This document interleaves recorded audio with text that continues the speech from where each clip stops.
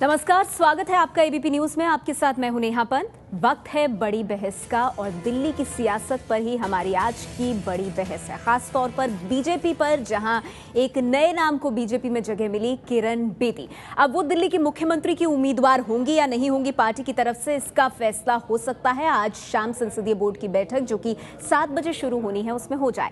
लेकिन उससे पहले पार्टी में क्या फूट पड़ रही है किरण बेदी को लेकर, और ये सवाल इसलिए क्योंकि पार्टी से आने वाले नेता और सांसद मनोज तिवारी ने पहले कहा कि किरण बेदी को वो अपना नेता नहीं मानते, बाद में अपने बयान से पलट गए।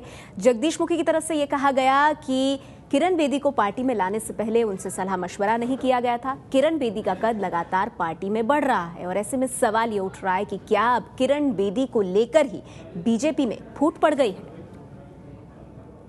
हमारे अध्यक्ष हैं, हमारे राष्ट्रीय अध्यक्ष जी हैं, हमारे तमाम लोग हैं, वो कहेंगे तब हमें जाना चाहिए। ऐसा नहीं कल कोई पार्टी में आया वो हमें डिक्टेट करे, वो ठीक नहीं है। मनोज तिवारी का ये जवाब उस सवाल को लेकर है जिसमें उनसे पूछा गया था कि रविवार को वो किरण बेदी की टी पार्टी में क्यों नहीं शामिल हुए। मनोज तिवारी एक तो चाहे पार्टी में गए नहीं, ऊपर से उन्होंने नहीं जाने का जो कारण पेश किया उससे साफ हो गया कि दिल्ली बीजेपी में सब कुछ ठीक नहीं है। कोई सीएम का कैंडिडेट घोषित होता है तो पार्टी घोषित करती है, वो किसी के व्यवहार से या किसी के आचरण से सिद्ध नहीं होना चाहिए। इससे हम सभी कार्यकर्ताओं में गलत संदेश जाता है। हालांकि मनोज तिवारी की तल्ख बयानबाजी पार्टी को पसंद नहीं आई और सुबह तक तल्ख टिप्पणी कर रहे मनोज तिवारी का रुख 3 घंटे में ही बदल गया। किरण बेदी जी का स्वागत करने का हर जगह बोला है मैंने। मेरी बातों को किसी ने गलत ढंग से लिया हो तो अलग बात है। सच्चाई तो यह है कि किरण बेदी जी के आने से इतना दहशत है आम आदमी पार्टी में कि सारा माहौल उनका बनाया हुआ है। तिवारी के रुख में नरमी के बाद अब किरण बेदी कह रही हैं कि मनोज तिवारी चाय पर नहीं आए तो वो चाय पीने उनके घर चली जाएंगी। कोई बात नहीं, मैं उनके यहाँ चाय पे चली जाऊँ। डॉक्टर हर्षवर्धन आए थे, वो रह गए? नहीं, रह नहीं हो, वो थोड़ा लेट हो गए और मैंने वो बूथ मीटिंग्स में जाना था अमित शाह जी की। हालांकि शाम 7 बजे से बीजेपी संसदीय बोर्ड की बैठक हो रही है जिसमें उम्मीदवारों के नाम के ऐलान के साथ साथ सीएम पद के दावेदार की भी घोषणा हो सकती है। विरोध सिर्फ मनोज तिवारी ने ही नहीं किया, पार्टी के एक और बड़े नेता जगदीश मुखी ने तो इंडियन एक्सप्रेस अखबार से यहां तक कह दिया कि किरण बेदी को बीजेपी में लाने पर दिल्ली के नेताओं से ज्यादा सलाह मशवरा नहीं हुआ। बड़े नेताओं से चर्चा हुई होगी लेकिन हमसे नहीं हुई। सीएम का चेहरा कौन होगा इसका निर्णय केंद्रीय नेतृत्व ने करना होता है। पिछले 4 चुनाव जो हुए हैं, चारों में चेहरा दिखा करके हमने चुनाव नहीं लड़ा है, तो दिल्ली के बारे में भी निर्णय केंद्रीय नेतृत्व ने करना है। जगदीश मुखी तो बेदी की एंट्री से पहले मुख्यमंत्री के अहम दावेदार माने जा रहे थे। एक और दावेदार हर्षवर्धन भी बेदी के नाम आगे करने से खुश नहीं दिख रहे हैं। हर आदमी जो पार्टी में है वो पार्टी का चेहरा है भाई, हर कार्यकर्ता चेहरा है। नहीं, ये मैं कैसे बता सकता हूँ? ये तो आपको पार्टी का जो लीडर्स हैं जिन्होंने ये विषय तय करना होता है वो बता सकते हैं ना, मैं तो नहीं ये चीज बता सकता। आप चाहे पार्टी में मनोज तिवारी के अलावा उदित राज भी नहीं पहुंचे थे, लेकिन उदित राज ने साफ किया कि उनके मन में कोई नाराजगी नहीं है। वैसे बीजेपी में बेदी को लेकर उठे इस विवाद ने विरोधियों को हमला बोलने का मौका जरूर दे दिया। सर लड़ रहे हैं आपस में बुरी तरह से, दुनिया देख रही है, तो लड़ रहे हैं आपस में।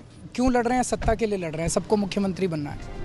किरण बेदी पिछले हफ्ते ही बीजेपी में शामिल हुई हैं। पार्टी में उन्हें केजरीवाल के मुकाबले के लिए मुख्यमंत्री का दावेदार माना जा रहा है, लेकिन सख्त छवि और नई एंट्री पर ज्यादा भरोसे को लेकर पार्टी के पुराने नेता सख्ते में हैं। कहा जा रहा है कि अभी तो सिर्फ बेदी के नाम पर बवाल शुरू हुआ, टिकट बंटवारे में अगर पुराने नेताओं की नहीं चली तो बीजेपी में बागियों की तादाद और बढ़ सकती है।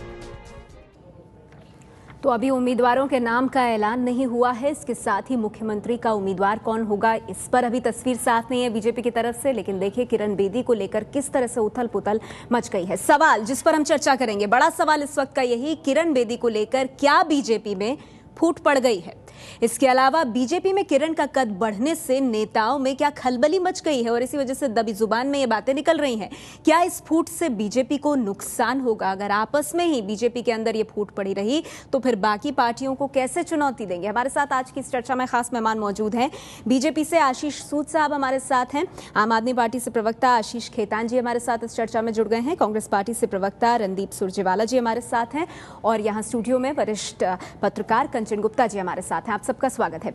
आशीष सूद जी, किरण बेदी नया चेहरा बीजेपी में लेकर आए आप जान फूंकने के लिए। दिल्ली बीजेपी जिसमें बहुत बिखराव थे वो संभल कर साथ आ जाए और आप लोग चुनाव जीत पाए। लेकिन मुझे बताइए 4 दिनों में 4 नेता आ गए, एक चौका तो आपने लगा लिया, लेकिन किरण बेदी को लेकर दिल्ली बीजेपी के अंदर ये कोहराम क्यों मचा हुआ? नहीं, कोई कोहराम नहीं है, किसी किस्म की मत भिन्नता नहीं है। भारतीय जनता पार्टी एक अनुशासित दल है। भारतीय जनता पार्टी में भारतीय जनता पार्टी की चुनाव समिति और केंद्रीय संसदीय बोर्ड इन निर्णयों के लिए अधिकृत है और उसके द्वारा निर्णय को अनुशासित दल में सभी कार्यकर्ता आपको क्यों नहीं दुख दिखाई दे रहा? अपने नेताओं का आपको दुख नहीं दिखाई दे रहा? मुखी साहब कितने दुखी हैं, वो कह रहे हैं इस बात को। वो कह रहे हैं कि किरण बेदी को लेने से पहले उनसे ज्यादा चर्चा नहीं हुई। मनोज तिवारी कहते हैं किरण बेदी मेरी नेता नहीं है, फिर दबाव पड़ता है तो पलट जाते हैं। हर्षवर्धन कहते हैं पार्टी में तो हर कोई चेहरा है, और आप कह रहे हैं पार्टी में सब कुछ ठीक है। देखिए पार्टी में सब कुछ ठीक है। भारतीय जनता पार्टी में किसी पद, किसी विशेष पोस्ट के लिए काम नहीं किया जा सकता। भारतीय जनता पार्टी की केंद्र की सरकार भी और Bharatiya Janata party as a whole nationalist ideology के साथ काम करती है, देश के लिए काम करने वाला राजनीतिक दल है। सूद साहब, जगदीश मुखी पर क्या कह रहे हैं? भारतीय जनता पार्टी के पूरे थॉट के साथ ज्यादती होगी। मुझे जगदीश मुखी जी ने क्या कहा, उसको किस संदर्भ में कहा, उसे जांचे बिना टिप्पणी करना बेमानी होगा। उन्होंने क्या कहा क्या नहीं कहा इस संदर्भ में मैं आपको एक बात सुनिए, मेरी बात पूरी होने दीजिए। मैं इस बात को दावे से कह सकता हूं कि भारतीय जनता पार्टी का हर नेता केंद्रीय चुनाव समिति और संसदीय बोर्ड के निर्णय के साथ, अनुशासन के साथ खड़ा होता है। उनकी बात को गलत अर्थों में शायद लिया जा रहा होगा। आशीष सूद साहब, आप सवाल का मेरे जवाब नहीं दे रहे हैं। मैं एक कोशिश और करती हूँ, उसके बाद बाकी नेताओं के पास जाऊंगी। मनोज तिवारी ऐसा क्यों कह रहे हैं कि कोई कुछ दिन के लिए पार्टी में आए, उसको कुछ दिनों पहले आप पार्टी में लाएं और फिर वो डिक्टेट करना शुरू कर दे, ये नहीं चलेगा? मैंने तो ऐसा मनोज तिवारी जी का बयान, नेहा जी, देखा नहीं। मैंने तो ऐसा मनोज तिवारी जी का कोई बयान देखा नहीं। मैं उन्हें जानता हूं, वो पार्टी के अनुशासित अच्छा ठीक है। आशीष सूद साहब, मुझे ये बताइए, आपको बाहर से चेहरे क्यों लाने पड़ रहे हैं? चाहे वो किरण बेदी हो, शाजिया इल्मी हो, और अब तो कांग्रेस पार्टी का भी एक बड़ा चेहरा आपकी पार्टी में आ गया है। आपके पास अपने लोग नहीं है क्या जो आपको चुनावी नैया पार लगा सके? मैं इसमें बहुत विनम्रता, मैं आपको बहुत विनम्रता और दृढ़ता से एक बात कहना चाहता हूं। आज से कुछ माह पहले तक सारे राजनीतिक दल भारतीय जनता पार्टी की विचारधारा ग्राह्य नहीं है, स्वीकार्य नहीं है। हमें अछूतों की तरह व्यवहार करते थे। आज जब देश में नरेंद्र मोदी के शासन, डेवलपमेंट की विजन के साथ देश भर से दुनिया अलग अलग विचारों के लोग उसके साथ आ रहे हैं, तो इसको इस प्रकार से देखना तो भारतीय जनता पार्टी के डेवलपमेंट के विजन के साथ ज्यादती होगी कि हमें लोगों को इंपोर्ट करना पड़ रहा है। जब एक नए थॉट और नए विजन के साथ लोग आ रहे हैं तो उसको ये मानना चाहिए कि भारतीय जनता पार्टी की विचारधारा आज देश में सबसे ज्यादा स्वीकार्य विचारधारा है। नहीं, वो तो ठीक है, पर मैं तो ये सोच रही हूँ आशीष सूद साहब कि आप जैसे नेताओं का क्या होगा? अगर बाहरी से नेता आते रहेंगे तो फिर आप लोगों का क्या होगा पार्टी में? हमारे साथ आशीष खेतान जी भी मौजूद हैं। आशीष खेतान जी, सूद साहब का ये कहना है कि भारतीय जनता पार्टी की विचारधारा एकाएक इतनी पॉपुलर हो गई है कि लोग हमें ज्वाइन कर रहे हैं, हम किसी को इंपोर्ट नहीं कर रहे हैं। क्या कहेंगे?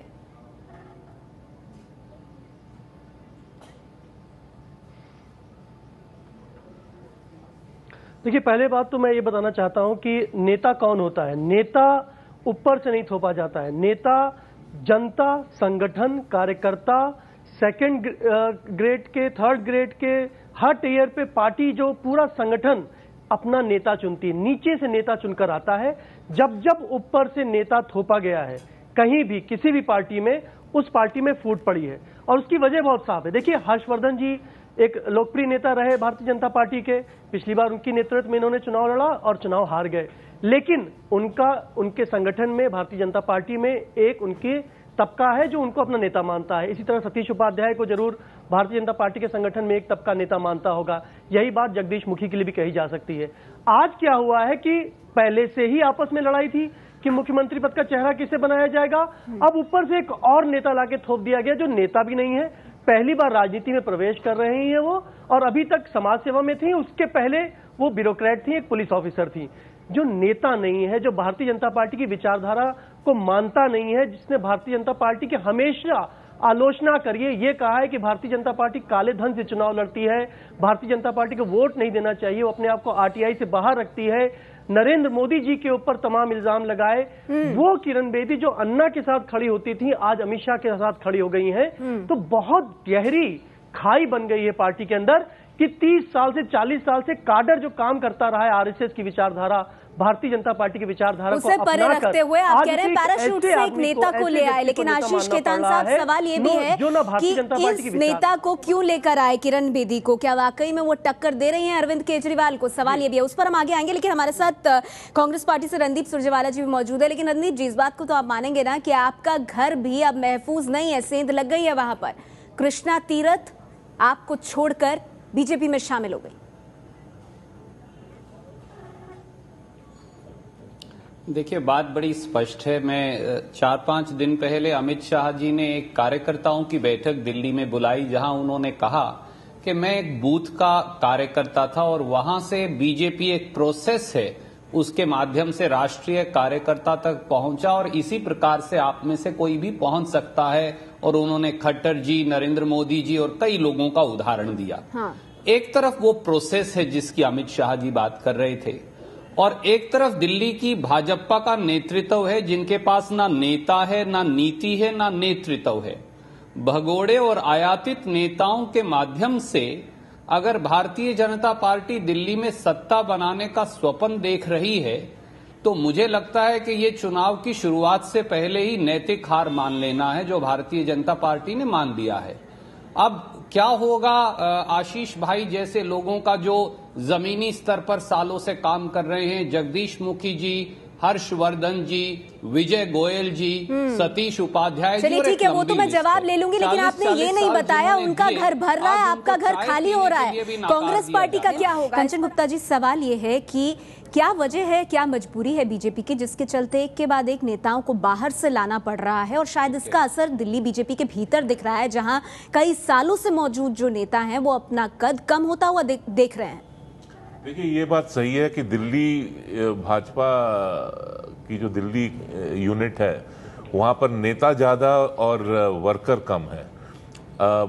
मुख्यमंत्री पद के भी क्लेमेंट्स कई हैं, और अगर ये लोग सही तरीके से काम करते तो शायद आज ये नौबत नहीं आती कि बाहर से किसी को लाना पड़े।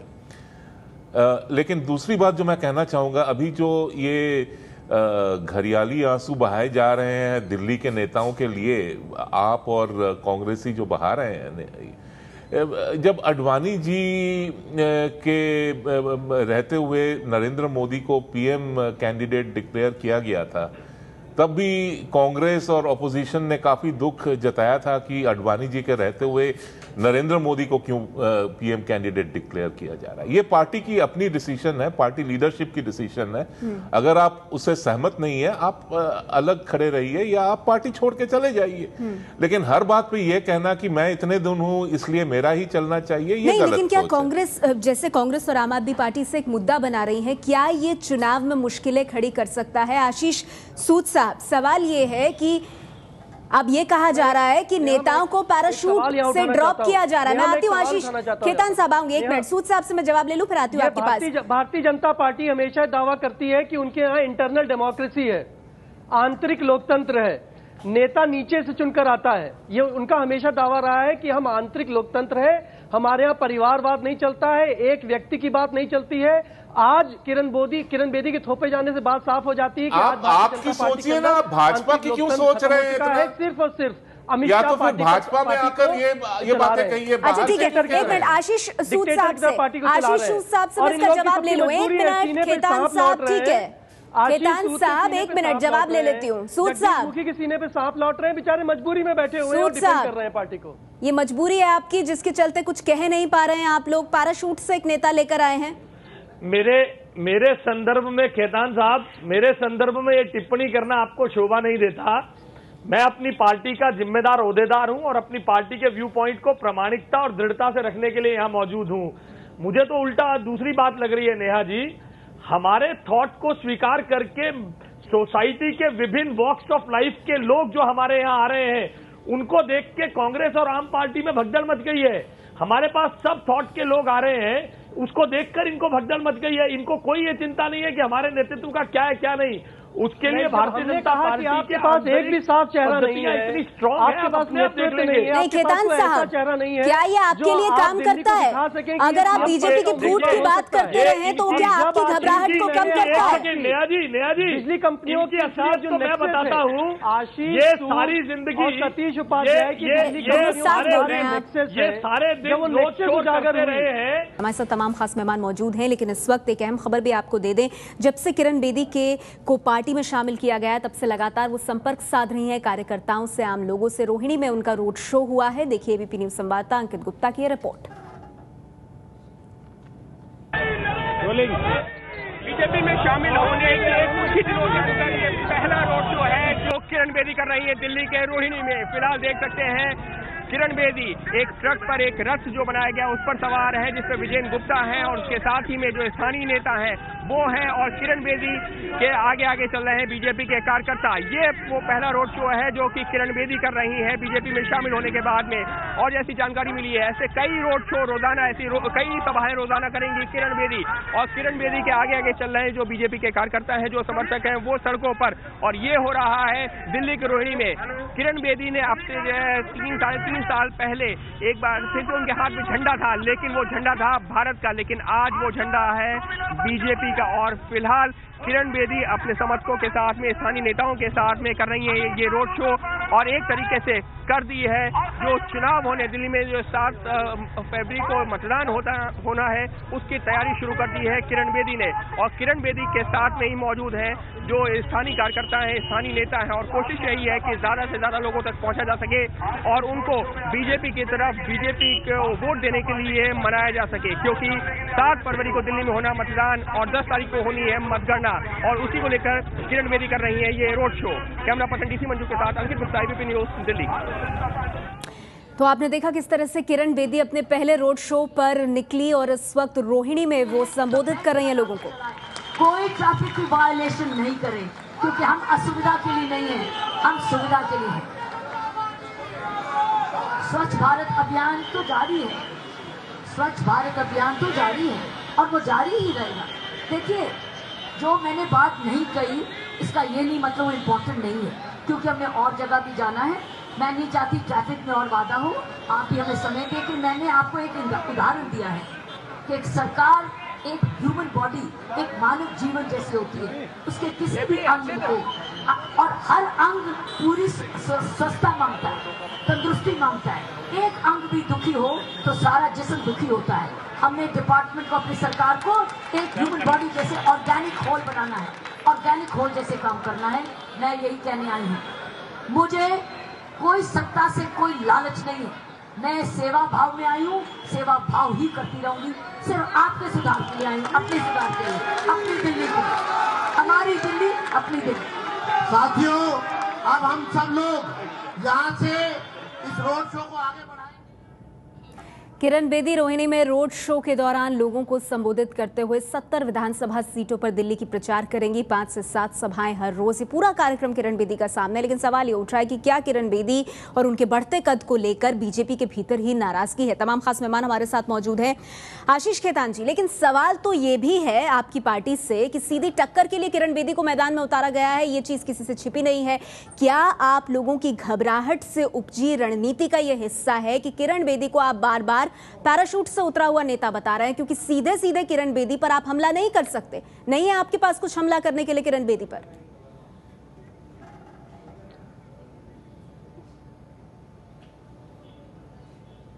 नहीं, ये बहुत महत्वपूर्ण सवाल है नेहा आपका, कि सवाल तो अब ये उठना चाहिए कि कौन है किरण बेदी, क्या उनका योगदान है दिल्ली के लिए और क्या उनका योगदान है देश के लिए। कौन है किरण बेदी जिनके ऊपर ये 3 आरोप हैं, बड़े आरोप हैं, कि जब जब ऐसे मौके आए हैं कि जहां पर उनको एक महत्वपूर्ण भूमिका निभानी थी, वो बिना बताए छुट्टी पर चली गई, बिना बताए, बिना आधिकारिक तौर से छुट्टी लिए हुए, मिजोरम में, गोवा में, उनके ऊपर ये बड़ा आरोप है। इसीलिए शायद ये भी रिपोर्ट है कि पार्लियामेंट में होम मिनिस्ट्री ने पार्लियामेंट को यह आश्वासन दिया था कि किरण बेदी जी को कभी किसी सेंसिटिव पोस्टिंग पे नहीं रखा जाएगा। तो किरण बेदी का काम करने के तरीके पर ये हमेशा उनके ऊपर आरोप लगाए कि एक बात बताइएगा जरा, अस्थिर है। आशीष जी एक बात बताइएगा, काम करती हैं। आशीष जी सुन लीजिए, एक छोटा सा पॉइंट है कंचन गुप्ता का, मैं फिर आप बात पूरी कीजिएगा। आप इससे सवाल है नहीं कर पाएंगे, बहुत बड़ा सवाल है। और दूसरा किरण बेदी पर मैं सवाल करता हूँ, 3 साल पहले घटिया बातें पहले भी किरण बेदी के बारे में बोल चुके हैं आप लोग, नहीं कुछ नहीं बता रहे हैं। नहीं सुनिए, पहले सुनिए, अगर किरण बेदी आज आपके साथ होती तो आप क्या ये बातें कहते हैं उनके बारे में? किरण बेदी कहाँ थी? सुन लीजिए, बड़ा वाजिब सवाल है, वो छोड़ दीजिए बिजली पानी। किरण बेदी आपके साथ होती है, 1 मिनट। खेतान साहब ये बताइए ना, बलात्कार से महिलाओं, खेतान साहब आपको याद है जब किरण बेदी, 1 मिनट, ये चेंज ऑफ टैक्टिक लग रहा है मुझे आशीष खेतान जी, वक्त मिलने के बाद सोचना पड़ता है कि कैसे हमला बोले। खेतान साहब ये वन वे ट्रैफिक नहीं है, आप बोले जा रहे हैं। सुनिए मेरी बात खेतान साहब, आपको याद होगा अरविंद केजरीवाल ने ही बधाई दी थी किरण बेदी को, बधाई दी थी किरण बेदी को, बधाई दी थी राजनीति में आने पर खेतान साहब। और अरविंद केजरीवाल ने यह भी कहा था कि मैं तो लगातार किरण बेदी से कह रहा था कि वो राजनीति में आए, राजनीति ज्वाइन करें। चलो अच्छा है वो आ गई, अगर वो आपकी पार्टी में आती तो क्या आपके सुर बदले होते? कंचन गुप्ता पूछ रहे हैं उससे। आपके साथ होती तो यही बातें क्या आप कहते? आप में क्या इतना हिम्मत है, इतनी ऑनेस्टी है कि आप यही बातें फिर से दोहराते? मूल्यांकन से पीछे नहीं, मूल्यांकन तब होता अगर वो आम आदमी पार्टी के साथ जुड़ती। मूल्यांकन तब होता खेतान जी जब वो आम आदमी पार्टी के साथ जुड़ती। हमेशा आप सुनने को तैयार, अगर हम सब बोलते रहेंगे तो मुझे नहीं लगता कि आप ये सुरजेवाला साहब आम आदमी पार्टी सुनने को तैयार नहीं है। अपनी बात बताता हूँ, मेरी बात समझ आ रही है। नहीं खेतान साहब सवाल का जवाब दीजिए। मेरी अपनी राय है पावर के लिए इतना किरण बेदी के बारे में तथ्य सामने आए हैं। अगर वो आम आदमी पार्टी में आती तो शायद बहुत बड़ी भूल होती, बहुत भारी भूल होती आम आदमी पार्टी को। आम आदमी पार्टी नहीं, आप इतना इस सवाल का क्यों नहीं जवाब दे रहे हैं कि अगर वो आज आपके साथ होती तो यही बात क्या आप दोहराते? हुआ कि आम आदमी पार्टी में नहीं आई। आशीष खेतान अच्छा हुआ आम आदमी पार्टी में नहीं आई। वो कह रहे हैं कि बहुत हमसे अगर इनको आम आदमी पार्टी में ले लेते। चलिए आज आप कह रहे हैं, मुझे समझ नहीं आ रहा कि राजनीति पे आने पर अरविंद केजरीवाल ये क्यों कह रहे थे कि राजनीति को लेकर। चलिए ठीक है, मैं थोड़ा आगे बढ़ना चाहूंगी इससे। रणदीप सुरजेवाला जी रहे हैं, हाँ बोलिए बोलिए। दोनों ही राजनीतिक घबरा गए, हम घबरा गए। 1 मिनट खेतान साहब, बाकियों को कुछ सुन लेते हैं। 1 मिनट सुन लीजिए, पूरे दीदी कुछ कह रहे हैं। दोनों को एक जवाब जरूर देना पड़ेगा। ये दोनों तो वो लोग हैं जो अन्ना जी से, एक ने अमित शाह जी का सफर तय किया है और दूसरे ने 49 दिन की अराजकता का सफर तय किया है। दिल्ली के लोगों ने दोनों को देखा, कस्में उठाते हुए कि उनका राजनीति से कोई लेना देना नहीं, वो इंडिया अगेंस्ट करप्शन और लोगों के मुद्दे उठाएंगे। और आज ये साबित हो गया कि दोनों ही केवल सत्ता के पीछे हैं। अच्छा। तो वो जो ये कहते थे कि हम राजनेताओं से अलग हैं, हाँ। तो उन दोनों को दिल्ली की जनता को बताना अलग कैसे हैं? एक अपने आप को अराजक कहते हैं और दूसरे ने अमित शाह तक का, अन्ना हजारे से अमित शाह तक का सफर तय किया है। तो कांग्रेस की हालत और बिगड़ेगी। आप अपने बारे में अभी तक नहीं सोच रहे हैं। आप ये बताइए ना कि आज भी आपके दल से एक सीनियर लीडर छोड़ के निकल आया है, इसके बारे में आपकी क्या सोच है?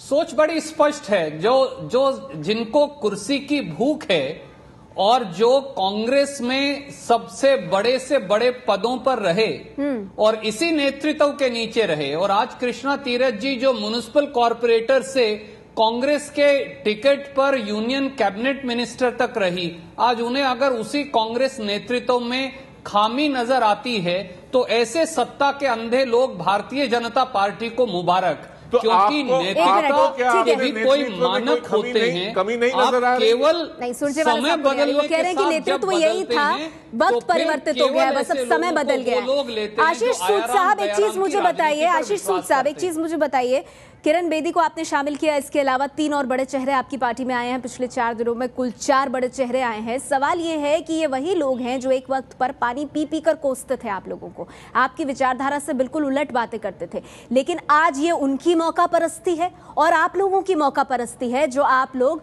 साथ आ गए हैं। किरण बेदी ने मखौल उड़ाया था, मजाक उड़ाया था आपकी पार्टी का रामलीला मैदान में, अगर आपको याद हो तो। क्या ये उन दलों की फेलियर नहीं है कि वो अपने हाउसेस को इंटैक्ट नहीं रख पाए हैं जिन दलों को वो छोड़कर आ रहे हैं? नंबर एक। और आप किसी को भी ले लेंगे?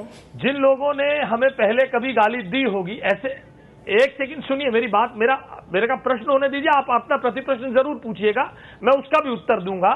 मैंने बार बार कहा, डेवलपमेंट के एजेंडे के साथ, स्मार्ट सिटीज के एजेंडे के साथ और देश के विकास के साथ, देश की सेवा की भावना के साथ, जब नरेंद्र मोदी ने वो प्रधानमंत्री ने वो मॉडल प्रस्तुत कर दिया तो सैकड़ों लोगों के राजनीति के प्रति अपने विचार बदल रहे हैं। अच्छा। ये तो उन लोगों को आप देख रहे हैं जो अपने विभिन्न वॉक्स ऑफ लाइफ में बहुत रुतबा रखते हैं। दिल्ली की RWAs में, दिल्ली के छोटे छोटे कॉलोनीज में आपको क्या मालूम कितने सारे सामाजिक लोग और राजनीतिक लोग हमारे साथ आ रहे हैं। पहले देश में भ्रष्टाचार का शासन था, अब देश में। अच्छा, मुझे एक चीज बताइए सूद साहब, आप तो बड़े लंबे वक्त से बीजेपी में हैं।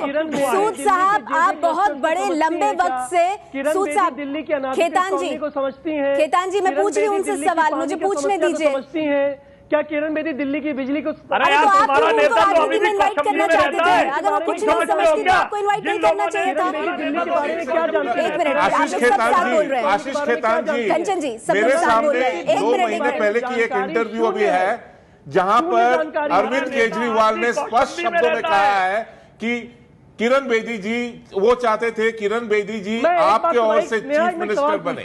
एक मिनट में आप लोग सब सवाल पूछेंगे तो जवाब कौन देगा? मुझे लगता है सवाल पूछने का काम इस पैनल पर मेरा है। एक मिनट खेतान जी, सूद साहब, सवाल ये है, सूद साहब सुन लीजिए, आप मेरी बात तो सुन लीजिए।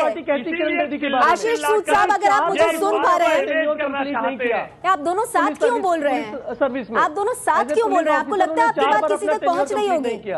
आशीष सूद साहब, सवाल यहाँ पर यह है, किरण बेदी अभी चंद दिन उन्हें आए हुए आपकी पार्टी में, वो दिल्ली का विजन रख रही हैं और जब उनको पार्टी में फेलिसिटेट किया जा रहा था वो दिल्ली का विजन रख रही थी। तो मुझे आप सुन नहीं पा रहे हैं मुझे? सूद साहब सुन रहे हैं क्या?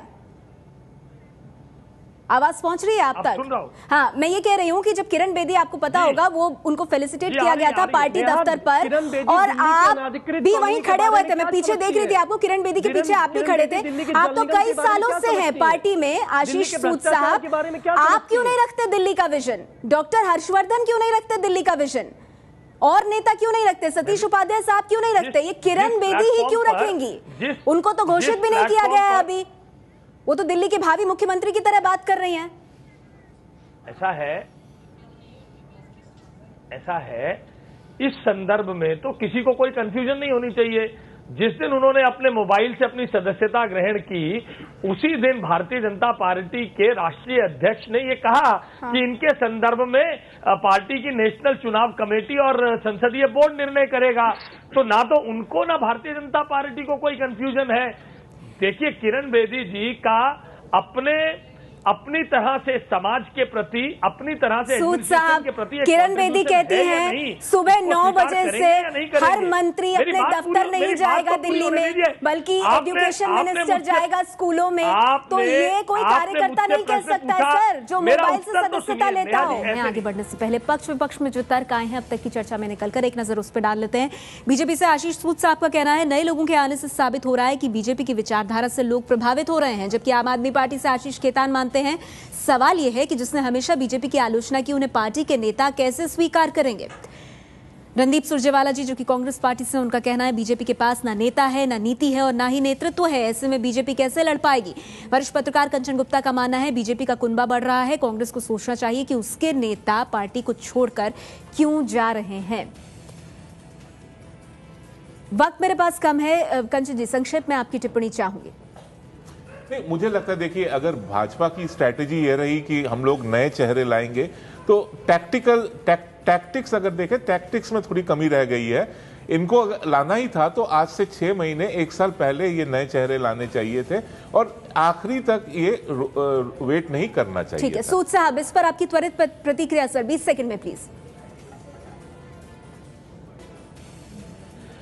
जब चुनाव आता है तो चुनाव आने के समय पर हम अभी एक नए तरीके से दिल्ली के संदर्भ में भारतीय जनता पार्टी अपनी तैयारी कर रही है। मैं इसमें कोई दोष नहीं मानता हूं। जिसको जब हमारे विचार से प्रभावित होता है, उसे विचार ग्राह्य होता है, उसका भारतीय जनता पार्टी में स्वागत है। ठीक है सुरजेवाला साहब, बहुत संक्षेप में, क्या दिल्ली का ये चुनाव आपको किरण बेदी बनाम केजरीवाल लगता नजर आ रहा है? मुझे नहीं लगता। दोनों पुराने मित्र जो सत्ता से बाहर होने का वायदा करते थे, आज दोनों सत्ता की लड़ाई लड़ रहे हैं जिसके वो खिलाफ थे। और जहां तक किरण बेदी जी का प्रश्न है, अन्ना हजारे जी से अमित शाह तक का बड़ा लंबा राजनीतिक और ठीक है सर, माफ कीजिएगा, मजबूरी है मेरी। खेतान साहब, कितना डर है किरण बेदी से? बहुत संक्षेप में, कितना डर किरण बेदी से? आशीष खेतान।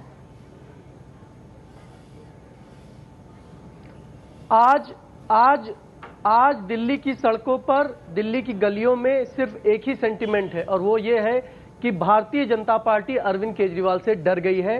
भारतीय जनता पार्टी का सिर्फ एक एजेंडा है कि कैसे भी अरविंद केजरीवाल को मुख्यमंत्री पद से चलिए ठीक है, आपका वही राग है। थोड़ी स्ट्रैटेजी में तब्दीली जरूर है, लेकिन सवाल यही है कि क्या दिल्ली का ये चुनाव केजरीवाल बनाम किरण बेदी होने जा रहा है? इस पर सबकी नजर होगी। बहुत बहुत शुक्रिया आप सभी मेहमानों का हमारे साथ इस चर्चा में जुड़ने के लिए। वक्त की कमी है, माफ कीजिएगा।